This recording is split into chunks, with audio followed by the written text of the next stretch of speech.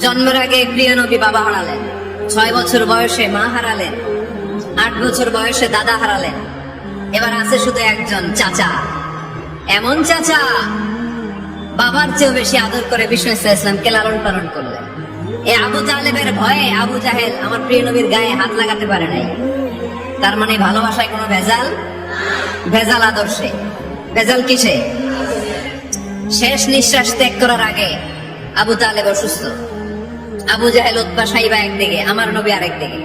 আমার প্রিয় নবী বললেন, চাচা আজীবন আপনি ছাতার মতো আমাকে আশ্রয় দিয়েছেন, আজীবন আপনি বাবার মতো কোলে পিঠে করে মানুষ করেছেন।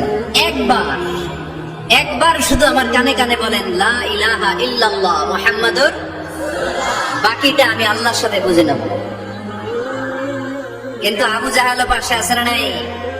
আবু জাহেল কয় না, আবু তালেব খবরদার, আজীবন যে শিরকি ধর্মের উপরে ছিল ওইটার উপরে থাক, বাপ দাদার ধর্মে চুনকালি মাখিস না।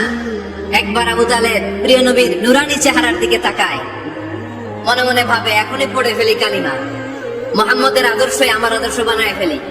আবার যখন আবু জাহেল উতবা সাইবার দিকে তাকায়, মনে মনে ভাবে না, আগের ধর্ম ছাড়তে চাই না।